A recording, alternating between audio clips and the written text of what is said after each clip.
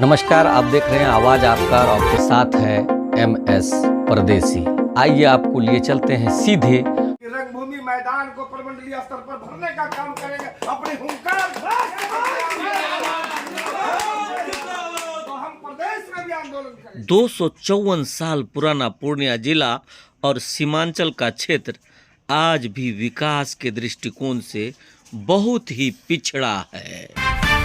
अब समाचार विस्तार से। चाहे जो भी सरकार की सत्ता रही हो, इसके साथ सौतेला व्यवहार किया गया है। न जाने क्या दोष है यहाँ की जनता का जो इनके साथ ऐसा व्यवहार हो रहा है। उक्त बातें अखिल भारतीय वैश्य महासम्मेलन के पूर्णिया, कोसी एवं भागलपुर प्रमंडल के प्रभारी अनिल कुमार शाह ने एक प्रेस विज्ञप्ति जारी कर कहा कि सभी जानते हैं पूर्णिया जिला से 3 और जिला बना है, लेकिन पूर्णिया जिला जो बिहार के सबसे पुरानी जिला है, 254 साल पुराना जिला है, आज भी विकास को तरस रही है। इस जिले में केंद्रीय विद्यालय संगठन का जो भी विद्यालय है उनका अपना भवन नहीं बन सका है, जबकि सरकार का दृष्टिकोण है कि जहां गरीब से लेकर के मेधावी छात्रों का पठन पाठन का कार्य इसमें संपन्न होगा। जैसा कि मालूम है कि केंद्रीय विद्यालय अभी चूनापुर हवाई अड्डे के अंतर्गत एयरफोर्स का जो जमीन है उस पर चल रही है, उसके भवन में चल रहा है, लेकिन केंद्रीय विद्यालय को चूनापुर हवाई अड्डा से जमीन दिया गया है,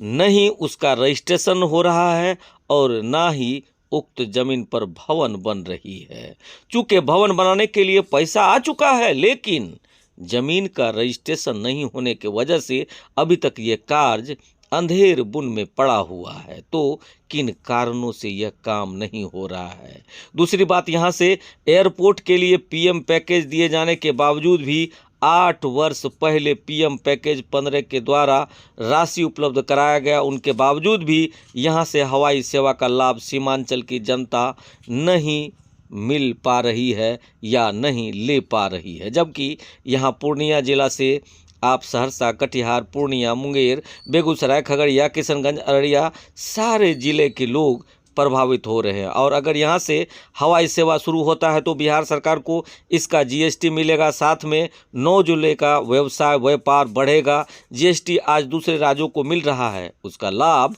बिहार सरकार को मिलेगा, लेकिन अभी तक किसी भी प्रतिनिधि को, चाहे वह सांसद हो, चाहे इस क्षेत्र के विधायकों का मंत्री हो, किसी ने इस ओर सरकार का ध्यान आकृष्ट करके इन पर दबाव बनाने का काम अभी तक नहीं किया है। क्या वजह है, इसका कोई कारण समझ में नहीं आ रहा है। प्रमंडलीय प्रभारी अनिल कुमार शाह ने कहा कि सीमांचल की जनता साथ में यह सौतेला व्यवहार क्यों हो रहा है। बहुत दिनों से लंबित मांग हाई कोर्ट का बेंच के लिए भी यहाँ की जनता करते आ रहे हैं, लेकिन अभी तक यहाँ हाई कोर्ट का बेंच भी नहीं दिया गया, जहाँ प्रतिनिधि मौन है। भाई क्या कारण है? ऐसा लगता है कि यहाँ के प्रतिनिधियों में जो सिर्फ नेता है, जो उच्च पद पर प्रधानमंत्री है या मुख्यमंत्री है, उनके सामने खड़े रहने की हिम्मत नहीं है, या तो उसमें यह क्षमता नहीं है कि यहाँ की विकास के लिए किस ढंग से काम किया जाए, किस तरह से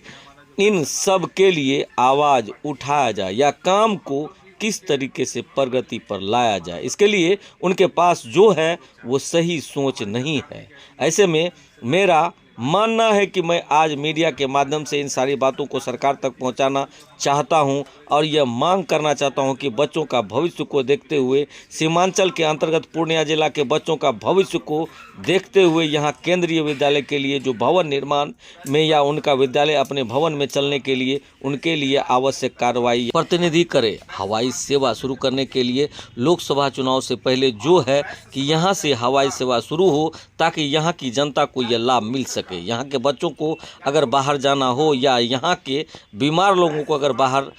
इलाज के लिए जाना हो तो इसके लिए क्या करना, लोकसभा चुनाव से पहले होनी चाहिए, ताकि यहाँ की जनता को जो छोटी छोटी समस्याओं के लिए जो पटना उच्च न्यायालय में निर्णय के लिए पटना जाना पड़ता है, वहाँ पूर्णिया में मिल सके। अगर सरकार यही समय पर उपरोक्त कार्य नहीं करती है तो आने वाले लोकसभा चुनाव में अखिल भारतीय वैश्य महासम्मेलन समाज जो यहाँ के प्रत्याशी होंगे उनका बहिष्कार करेगी और उनसे अभी से यह पुरजोर मांग करती है कि जो यहाँ के अभी तक सांसद रह चुके हैं उन तक ये बात पहुँचे या इस क्षेत्र से विधायक बनने की इच्छा रखते हैं, मंत्री बनने की इच्छा रखते हैं, उनसे भी आग्रह है कि सरकार पर दबाव बनाए और उपरोक्त कार्य को संपन्न करने का कार्य करें, अन्यथा सीमांचल की वासी, सीमांचल की जनता बाध्य होकर ऐसे जनप्रतिनिधि का विरोध करेगी। आप देख रहे हैं आवाज आपका 24 और आपके साथ है MS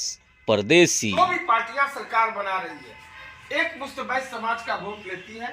लेकिन वो वैश्य समाज का प्रतिनिधित्व नहीं दे रहा किसी साजिश के तहत या जिस भी कारण। हम आज अखिल भारतीय वैश्य महासम्मेलन में ये प्रस्ताव पारित हुआ कि हमारे जो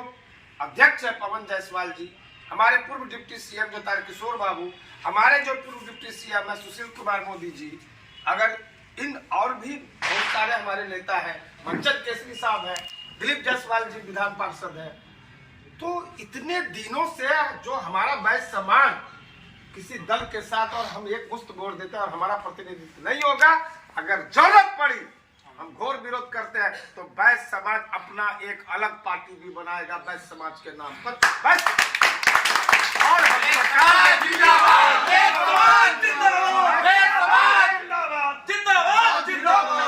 और आज यह भी हम आपको कहना चाहते हैं कि जो पार्टियां हमारा थोक वोट लेकर के हमें प्रतिनिधित्व नहीं दे रही है तो हम उसके खतियानी वोटर नहीं है। हमको जो पार्टी, कोई भी जो दल हमें हमारा वैश्य का प्रतिनिधित्व हमारी आबादी के अनुसार देगा, हम उसके साथ जाएंगे, हम उसके साथ रहेंगे, इसलिए कि हमारी आबादी है, हमारी संख्या। आज की बैठक में इसके अतिरिक्त जो कमेटियां बनी है उसके विस्तार पर अविलंब उसका विस्तार हो। अगर विस्तार नहीं हो पाता है तो नए सिरे से फिर उसको रिकंस्टिट्यूट करके उसको जो कि विस्तार हम लोग करेंगे और हम लोग जन जन तक जाएंगे, अपनी आवाज को बुलंद करेंगे। पूर्व के कार्यक्रमों की हम लोगों ने समीक्षा किया, जो अभी तक 7 अप्रैल